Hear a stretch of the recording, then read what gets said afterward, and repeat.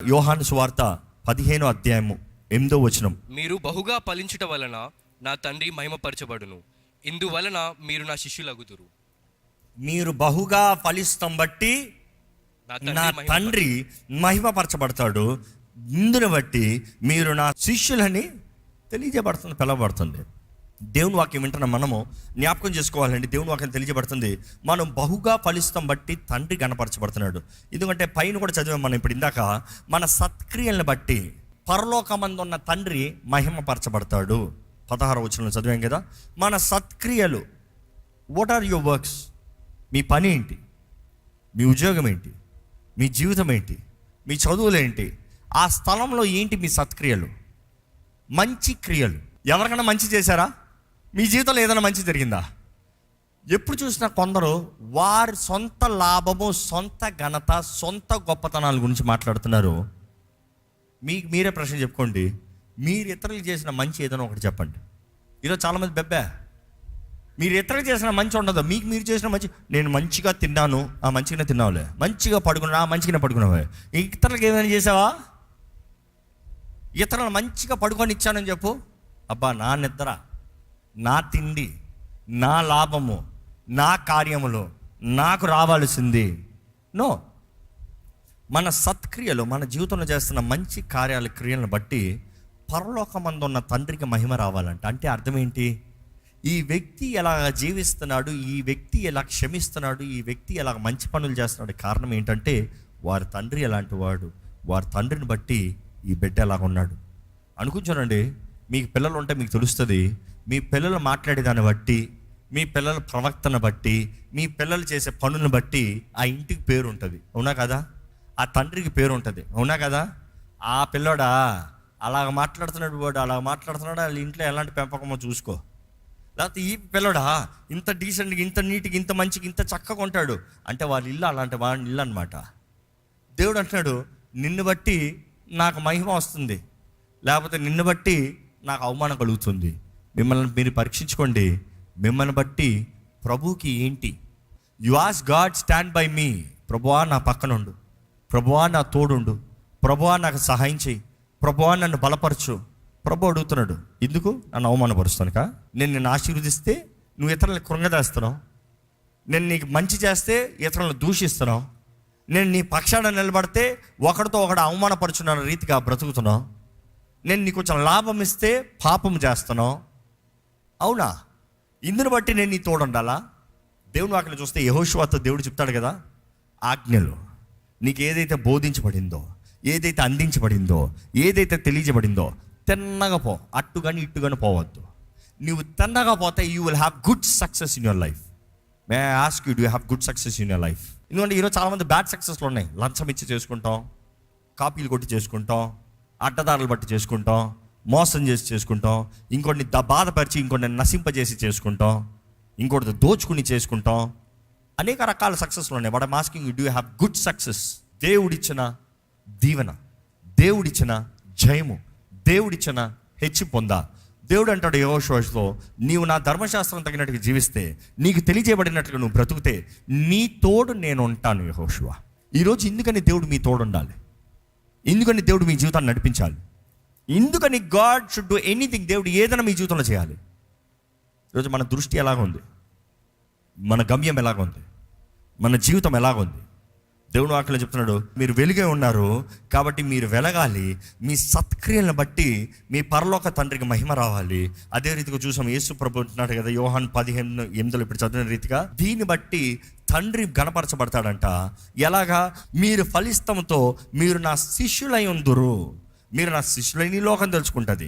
అదే రీతిగా యోహాను సువార్త 15:16 చూస్తే, మీరు నన్ను ఏర్పరచుకోలేదు, మీరు నన్ను ఏర్పరచుకోలేదు, నేను మిమ్మల్ని ఏర్పరచుకున్నాను. అదే రీతిగా మీరు నా పేరిట తండ్రిని ఏమి అడుగుదురో అది ఆయన మీకు అనుగ్రహించినట్లు మీరు వెళ్ళి ఫలించుటకును మీ ఫలము నిలిచియుండుటకును నేను మిమ్మల్ని ఏర్పరచుకొని నియమించి తిని. ఈ మాట చాలా మంది చేస్తామండి ప్రార్థన. యేసు నామములో నాకు ఏం అడుగుతాడో నాకు ఇస్తానన్నాడు యేసు ప్రభు. తండ్రిని ఏది అడిగినా ఇస్తానన్నాడు, కాబట్టి నేను ఏది అడిగినా అడుగుతున్నాను. ప్రభువా నాకు ఉద్యోగం ఇవ్వి, ప్రభువా నాకు గర్భఫలం ఇవ్వి, ప్రభువా నాకు ఇది ఇవ్వి, ప్రభువా నాకు ఇల్లు ఇవ్వి, ప్రభువా నాకు వాహనం ఇవ్వి, ప్రభువా పలానా ఇవ్వి. ఎందుకు ఇవ్వాలి? నువ్వు అడిగా కాబట్టి ఇచ్చేలా? లేకపోతే యేసునామం అన్నావు కాబట్టి ఇచ్చేయాల. ఈరోజు చాలామంది యేసునామం మ్యాజిక్ వర్డ్ లాగా వాడతారు. ఈ పిల్లలు మ్యాజిక్ చేసేటప్పుడు ఏం చెప్తారు చెప్పండి? వాళ్ళ కర్రని తిప్పేటప్పుడు ఏం చెప్తారు చెప్పండి? జీ బూంబా అంటారు. అంటే ఏంటి? అదేదో మ్యాజిక్ అంట. జీ బూంబా అంటే అయిపోయిందంట. ఈరోజు చాలామంది ప్రార్థనలు కూడా యేసునామంలో అడుగుతున్నా అంత అంటారు. ఆమె అడిగిసాం, మ్యాజిక్ అయిపోయింది. No, it's not a magic term. It is an authority, it is power, it is dominion. ఈరోజు యేసు నామంలో మనకు జయం ఉంది, అధికారం ఉంది. ఆయన నామం ద్వారానే తండ్రి దగ్గర చేరగలుగుతున్నాము. ఆయన చేసిన కార్యాన్ని బట్టి, ఆయనని బట్టి మనం తండ్రి ముందుకు వెళ్ళగలుగుతున్నాము. ఈరోజు ఆయన కృపా సింహాసనం దగ్గరికి ధైర్యంగా వెళ్ళగలుగుతానికి అవకాశం ఉందంటే యేసు ప్రభు శిలువలో చేసిన కార్యం బట్టి. జ్ఞాపకం చేసుకోండి. కానీ ఇక్కడ అంటున్నారు, మీరు నా నామాన్ని బట్టి మీరు తండ్రిని ఏం అడుగుతారో అది మీకు అనుగ్రహించబడినట్లు. దేనికి? మరలా చదువుతాం ఆ మాట. మీరు నా పేరిట తండ్రిని ఏమి అడుగుదురో అది ఆయన మీకు అనుగ్రహించినట్లు మీరు వెళ్ళి ఫలించుటకును మీ ఫలము నిలిచి ఉండుటకును నేను మిమ్మల్ని ఏర్పరచుకొని నియమించి తిని. మీరు దేనికంటే అడగాల్సింది? ఫలిస్తానికి, దేవుని బిడ్డలుగా జీవిస్తానికి. మన జీవితంలో ఫలము కనబడాలంట. ఫలము లేని జీవితము వ్యర్థమండి. మీ జీవితంలో ఫలం ఉందా? వాక్యం మొత్తంలో చూస్తే ఫలించు ఫలించు ఫలించు, ఫలిస్తానికి అవకాశం, ఫలిస్తానికి తరుణము, ఫలిస్తానికి మేలు. దేవుడు ఫలించు అంటున్నాడు. ఫలం కనబడుతుందా మనలో? ఈరోజు మనలో చేదైన ఫలం ఉంటే దేవుడు అంటాడు చెట్టును నరికివేస్తా. ఈరోజు చేదైన ఫలం కనబడితే దేవుడు అంటాడు వేరులతో పాటు పీకి పడేస్తా. కొంతమంది ఫలించకపోతే దేవుడు అంటాడు అయినా సరే కొట్టి పడేస్తా. ఫలించినా తప్పే, ఫలించకపోకుండా ఉంటాం తప్పే. ఫలించేది సరైన ఫలం ఫలించాలంట. ఏది పడితే అది ఫలిస్తానికి లేదు. ఈరోజు ఎంతోమంది జీవితంలో చేదైన ద్రాక్షాలు, lives with bitterness, lives with unforgiveness, lives with pain. ఈరోజు చాలామంది చేదైన బ్రతుకు, సమాధానం లేదు జీవితంలో, సంతోషం లేదు జీవితంలో. దేవుడు ఇచ్చిన తరుణాలను, అవకాశాలను సద్వినియోగపరచుకోవడానికి ఏమాత్రం ఇంట్రెస్ట్ లేదు. కారణం ఏంటంటే చేదైన బ్రతుకులు. మిమ్మల్ని ఒక ప్రశ్న అడగాలని ఆశపడుతున్నాను. Why are you so sad in life? ఎందుకు జీవితంలో ఇంత నిరుత్సాహంతో, ఇంత కృంగుదలతో, ఇంత బాధ వేదంతో ఉన్నారు? వై? ఎందుకు? దేవుడు లేడన్నా? దేవుడు చేయడన్నా? దేవుడు అవకాశం ఇవ్వట్లేదన్నా? దేవుడు ప్రేమిస్తలేదన్నా? దేవుడు తరుణాలు ఇస్తలేదన్నా? లేకపోతే మీలో ఏదో క్షమించరాని మనసు, ఏదో ఒక చేదైన తలంపు, ఏదో గతంలో జరిగిన ఒక సంఘటన, ఏదో మనుషులన్న మాటలు, ఏదో పరిస్థితులు బట్టి కలిగిన ప్రభావం బట్టి కలిగిన దాడులు, లేకపోతే ఇంపాక్ట్, దాన్ని బట్ట. We all have a choice in life. మనందరికీ అవకాశం అండి. ఒకటి, దేవుని యందు విశ్వాసం ఉంచి ఆనందంతో బ్రతికి ముందుకెళ్ళచ్చు. లేదా ఏమి అక్కర్లేని దాని గురించి, ఏ ప్రయోజనం లేని దాని గురించి పెద్దగా కోట కట్టుకుని దాంట్లోనే బ్రతుకుతూ ఏడుపు, నాశనంతో, దుఃఖంతో, బాధతో కుమిలి ఏడ్చుకుంటూ బ్రతకచ్చు. The choice is yours. దేవుడు నాకు తెలియజేస్తుంది, rejoice in the Lord, again I say rejoice. దేవుని యందు ఆనందించుడి. మరలా చెప్తున్నాను, ఆనందించుడి. ఆ మాటకు అర్థం ఏంటి? దేవుడు అనుగ్రహించే ఆనందం మనకు కలగాలంటే మనం పొందుకుని ఆనందించాలంట. ఈరోజు మీ బ్రతుకులు ఆనందిస్తున్నారా? అవకాశం మీదే. దేవుడు అందరికీ ఆనందాన్ని ఇచ్చే దేవుడు. నమ్ముతున్నారా దేవుడు ఆనందాన్ని ఇస్తారని? మరి ఆనందాన్ని ఇచ్చిన దేవుడు, ఆనందం మీరు పొందుకోకపోతే ఎవరి? అపవాది ఎంతోమంది ఆనందాన్ని దొంగిలించుకుని వెళ్ళిపోతున్నాడు. మీ ఇంట్లో ఆనందం ఉందా? లేకపోతే అపవాది చీకటి బ్రతుకుగా చేసి పడేసాడా? ఈరోజు ఎంతోమంది బ్రతుకుల్లో ఆనందం లేదండి. కారణం ఏంటంటే దేవుడు ఆనందాన్ని ఇవ్వక కాదు, మీరు ఆనందాన్ని కోరుకోక. You have made up your mind, I will not be happy. నీవు నిర్ణయించుకున్నావు, నేను సంతోషంగా ఉన్నాను, నేను ఆ బాధతోనే బ్రతుకుతాను, నేను అలిగే బ్రతుకుతాను, నేను కోపంతోనే బ్రతుకుతాను. The choice is yours. వారిని బాధ పెట్టారు, అవును బాధ పెట్టారు. మనుషులంటే బాధపడతారు. ఏమైనా తేడా ఉందా? బాధ పెట్టినోడు ఎవరైనా ఉన్నారా? ఏంటి గొప్ప? ఇది జరిగేది. మనుషులు అన్నాక బాధపడతారు, మనుషులు అన్న తర్వాత నేరాలు మాట్లాడతారు. ఇది మనుషుడు స్వభావమే. ఏమన్నా సర్ప్రైజ్ ఉందా? వారు నన్ను అలాగ అన్నారని నీవు కుమిలిపోయి బ్రతికే బ్రతుకు అవసరమా? ఎందుకు బాధపడుతున్నారు? ఈరోజు ఎందరో కుటుంబంలో సమాధానం లేదు. దేవుడు కార్యం చేయక కాదు, వారు సమాధానం పడాలనే ఆశ లేక. సమాధానం పడవలసిన బాధ్యత మందండి. దేవుడు వాక్యాలు చెప్తలేదా? మీ సహోదరుడు నీ విరోధంగా మనసు సరిలేదు అనుకో, కోపం ఉందనుకో, ద్వేషం ఉందనుకో, నువ్వు బలిపీఠం దగ్గర నీ బలిని విడిచిపెట్టి ఫస్ట్ నీవు వెళ్ళి సమాధాన పడు. యూపీ పీస్ అంటే ఆ మాటకు అర్థం ఏంటి? నువ్వు పీస్ అన్నంత మాత్రం నా వ్యక్తి పీస్లోకి వచ్చేస్తాడా? Not all the time. కొంతమంది అంటూ ఉంటారు, మేము ఎంత సమాధానం పడాలన్నా వారు సమాధానం పడతలేదండి. మీరు పడ్డారా? మీరు క్షమించారా?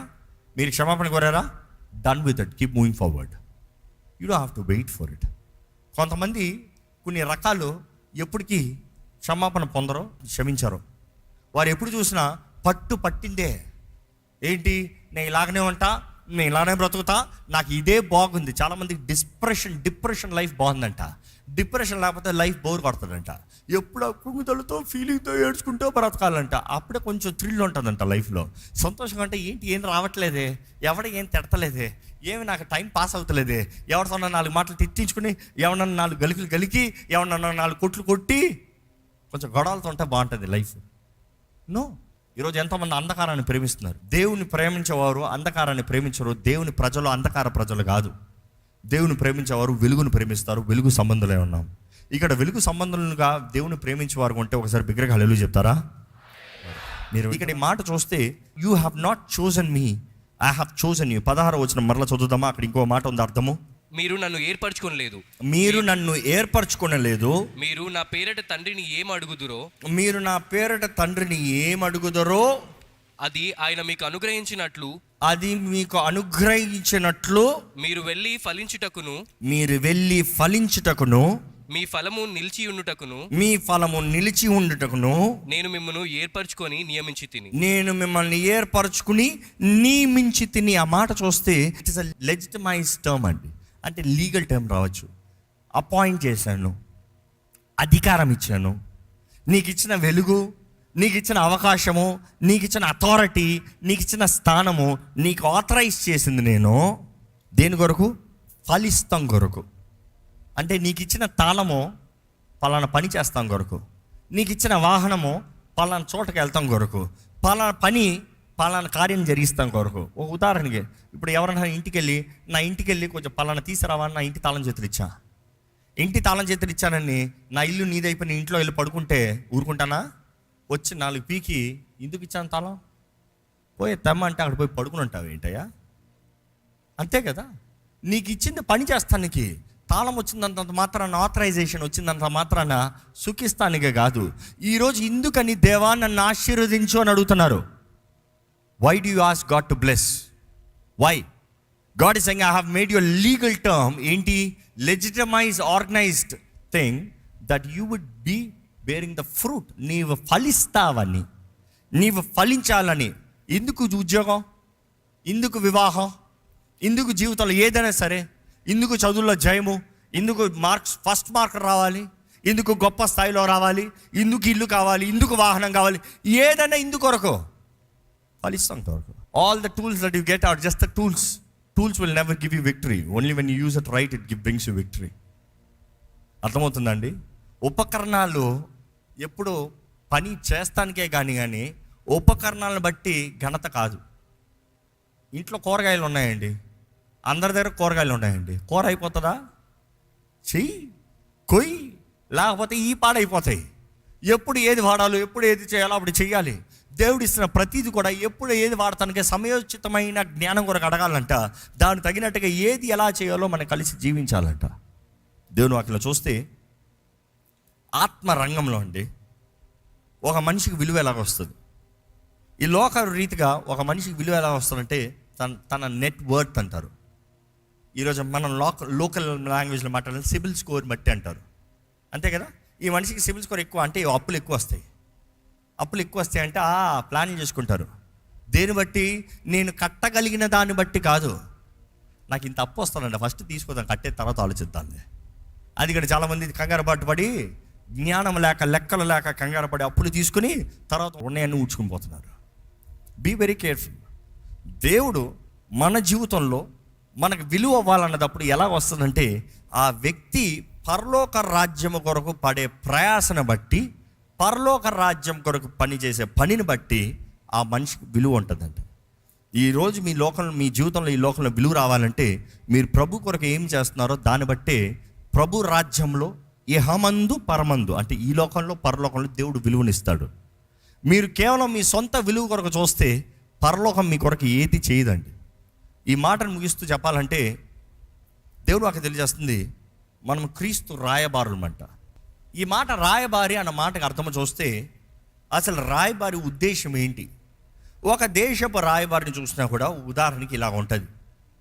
మన భారతదేశపు రాయబారిగా ఒక వ్యక్తిని ఇంకొక దేశంలో పెట్టామనుకో, ఆ వ్యక్తి ఎలా ఉండాలి తెలుసా? ఆ వ్యక్తి స్వార్థం కొరకు బ్రతుకుతానికి లేదు, ఆ వ్యక్తి ఉద్యోగం చేసుకుంటానికి అవకాశం లేదు, ఆ వ్యక్తి ఆ ప్రాంతంలో ఆ దేశంలో తన స్వార్థం కొరకు స్థలాలు కొనుక్కోవడానికి లేదు. అయితే ఆ వ్యక్తికి ఇల్లు ఉండదా? ఆ వ్యక్తికి వాహనం ఉండదా? ఆ వ్యక్తికి ఆదాయం ఉండదా? ఆ వ్యక్తికి ఏమి ఉండదా? పాపం రాయబారి అంటే పనిష్మెంటా? నో. ఆ వ్యక్తికి కావాల్సిన సమస్తము ఏ దేశపు రాయబారో ఆ దేశపు బాధ్యత. ఆ వ్యక్తికి కావాల్సిన ప్రొటెక్షన్ పెట్టాలి.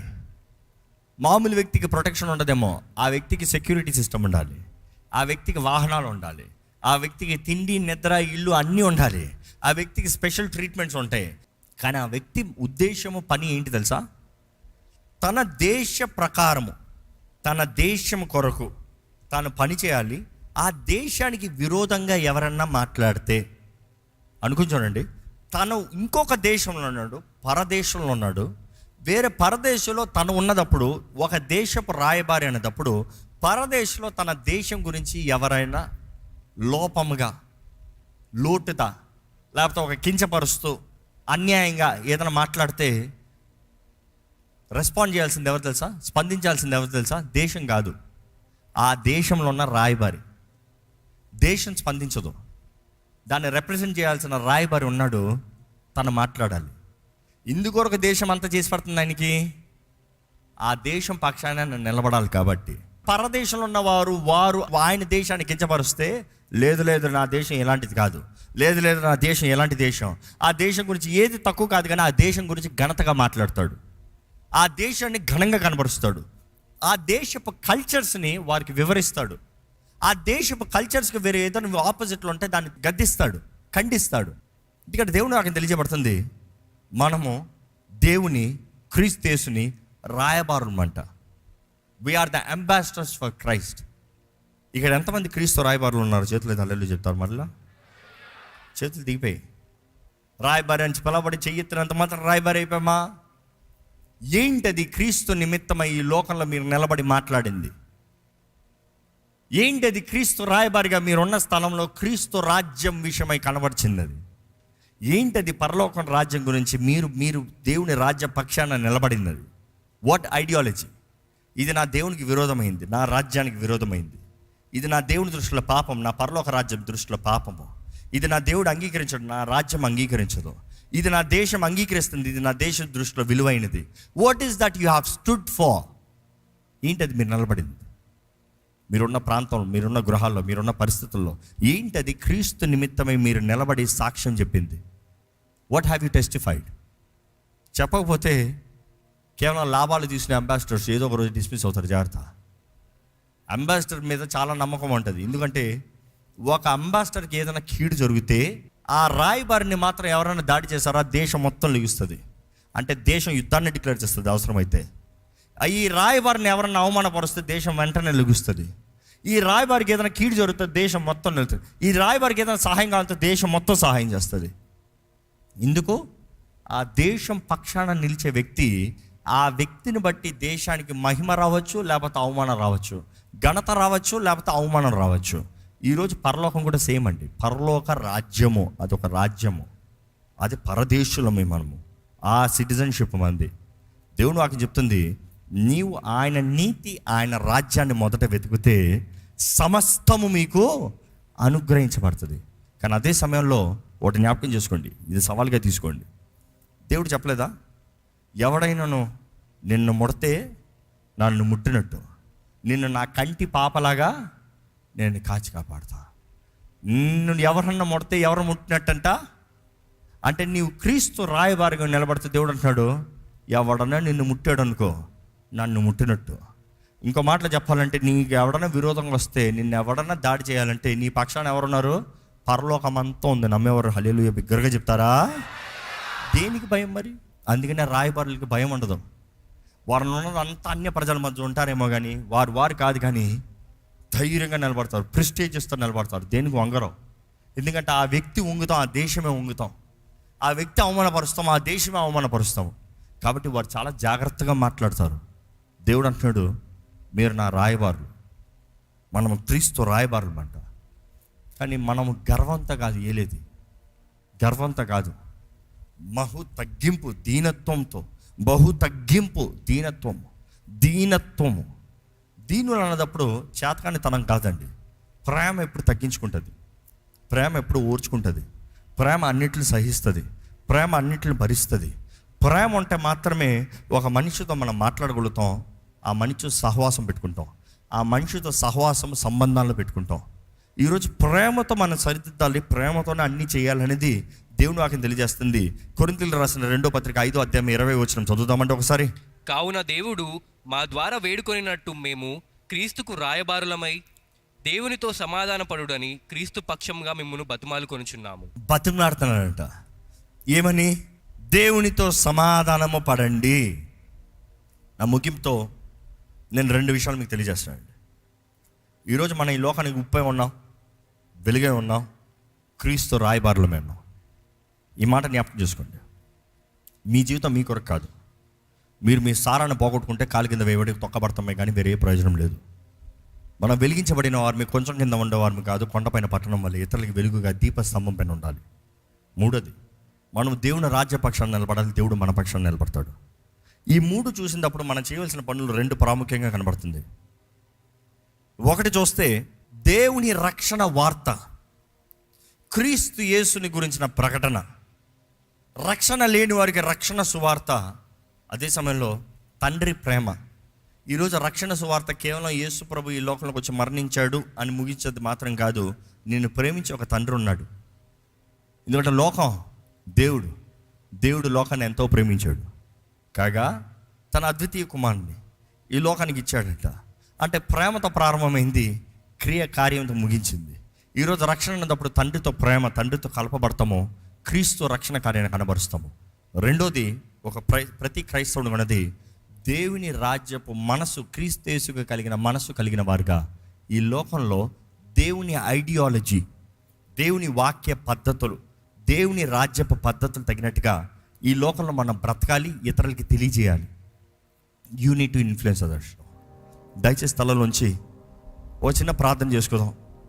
ఎలాగుంది మన బ్రతుకు, ఎలాగుంది మన జీవితం? ప్రభు రాక కొరకు సిద్ధంగా ఉన్నామా? ఆయన రాకడ వస్తే ఎత్తబడేవారుగా ఉన్నామా? నేను మాత్రం ఎత్తబడతాను అనే ధైర్యం అంటే మిగతా వారి సంగతి ఏంటి? మీ ఇంట్లో ఎంతమంది నశించిపోతున్నారు? మీ కుటుంబంలో ఎంతమంది పాడైపోతున్నారు? మీ స్నేహితులు ఎంతమంది విడబడతారు? భారం లేదా? నా స్వార్థమనే నీవు నిజంగానే రాయబారివా? మీరు లోకానికి ఉప్పు, నీవు ఉప్పువే, కానీ నీ కొరకు నీవు బ్రతుకుతే ప్రయోజనం లేదు. నీవు నీ గమ్యాన్ని కోల్పోతే, పర్పస్ కోల్పోతే ప్రయోజనం లేదు. దేవుడు నిన్ను ఒక ఉద్దేశంతో చేశాడు కదా, ఆ ఉద్దేశం ప్రకారం నువ్వు బ్రతకపోతే ప్రయోజనం లేదు. నీ సారాన్ని కోల్పోతే మనుషులు కాలు కింద వేయబడి తొక్కబడటానికే. ఈరోజు ప్రభు కోరుతున్నాడండి, మీరు ఈ లోకానికి ఉప్పై ఉన్నారు, మీరు ఇతరులని క్రీస్తులో నడిపించాలి. ఉప్పు ఎలాగైతే to prepare and to preserve, ఒక పని చేస్తానికి, అదే రీతిగా ఒకదాన్ని భద్రపరుస్తానికి ఉప్పు ఎంత ముఖ్యమో మనం కూడా అలాగ ముఖ్యమని దేవుడు తెలియజేస్తున్నాడండి. God is saying you are important, you are needed. ప్రభు తెలియజేసే మాట కూడా ఇదే. ఏంటి? మీరు ఈ లోకానికి వెలిగి ఉన్నారు. నిన్ను వెలిగించింది, నీకు ఇచ్చిన రక్షణ, నీకు ఇచ్చిన పిలుపు, నీకు ఇచ్చిన కార్యము ఏది నీ వరకు కాదు, నీకే అనుకోవద్దు. నేను నీకు ఇచ్చింది నువ్వు వెలిగించబడటానికి, ఇతరులకి దీవెనగా మారటానికి. ఈరోజు వెలిగించబడిన వారిగా మనం ఉన్నామా, లేకపోతే స్వార్థంతో బ్రతుకుతున్నామా అండి? ప్రభు రాకడ అతి త్వరలో ఉంది, మరలా తెలియజేస్తున్నాడు దేవుడు. సిద్ధపడదామా సంగమా? సిద్ధపడదామా? ప్రతి ఒక్కరమే సిద్ధపడదామా? ప్రభు నామ మహిమార్థమై ఆత్మల రక్షణ నిమిత్తమే భారం ఉందా, లేకపోతే ఇంకా సొంత కొరకు జీవిస్తున్నామా? స్వార్థంతో బ్రతుకుతున్నామా? ఎలాంటి పిలుపు, ఎలాంటి బ్రతకండి? దేవుడు ఇంకా మీ కొరకు ఎదురు చూస్తున్నాడు. ఈరోజు దేవుడు మీతో మాట్లాడుతున్నాడు, మిమ్మల్ని అడుగుతున్నాడు. ఈరోజు దేవుడు మిమ్మల్ని అడుగుతున్నాడు, నువ్వు నా కొరకు బ్రతుకుతావా? నువ్వు నా కొరకు జీవిస్తావా? నీవు నాకు కావాలి. ఈరోజు మనం ఏదో పెద్ద విలువైన వారమని కాదండి, మనలో ఏదో గొప్పతనం ఉందని కాదండి. ఆనాడు యేసు ప్రభు కూడా యెరూషలేము దగ్గరికి వచ్చేటప్పుడే ఆయన ప్రవేశిస్తాను ముందుగా అక్కడ కట్టబడిన గాడిదని తీసుకురమ్మన్నాడు. ఆ గాడిదని విప్పేటప్పుడు ఎవరన్నా అడుగుతా ఆయన ఏమని చెప్పమన్నాడు? ప్రభుకి కావాల్సి వచ్చింది. ఈరోజు ప్రభుకి కావాల్సింది is not depending on your qualification, it is as for his will. ఆయన ఎవరినైతే ముందుగానే ఏర్పరచుకున్నాడో, ఎవరినైతే నియమించాడో, అన్నాడు కదా, you have not chosen me, I have chosen you. మీరు నన్ను కోరుకోలేదు, మీరు నన్ను ఏర్పరచుకోలేదు, నేను మిమ్మల్ని ప్రభు మిమ్మల్ని నడిపిస్తాడండి. ఈరోజు నిజంగా వెలిగించబడిన జీవితము, సారము కలిగిన బ్రతుకు, యథార్థమైన బ్రతుకులతో జీవించాలని ప్రభు ఆశపడుతున్నాడు. ఓ చిన్న ప్రార్థన చేసుకుందాం. పరిశుద్ధ ప్రేమల తండ్రి, మా జీవితంలో గమ్యము దయచేయ, మా జీవితంలో దృష్టి దయచేయ. వెలిగించబడిన వారిగా, కొండపైన పట్టణముగా, ఘనమైన జీవితంలో మాకు దయచేయ అయ్యా. అంధకార బ్రతుకు, అంధకార పరిస్థితులు, అంధకార కార్యాలు మా జీవితంలో ఉండడం వద్దయ్యా. నీ వాక్కుకు తగినట్టుగా బ్రతుకు, నీ వాక్కుకు తగినట్టుగా జీవితము, నీ ఆత్మ ద్వారా నడిపించబడే జీవితంలో మాకు దయచేయ. అవునయ్యా, నీ రాజ్యం కొరకు మమ్మల్ని రాయబారులుగా కోరుకున్నాం. ఎంత గొప్ప భాగ్యము ప్రభా. నీ సాక్షులుగా మమ్మల్ని నిలబడమన్నావు. యుగ సమాప్తి వరకు, ఈ లోకం అంతమయ్యేంత వరకు నువ్వు మా తోడు ఉంటానన్నావయ్యా.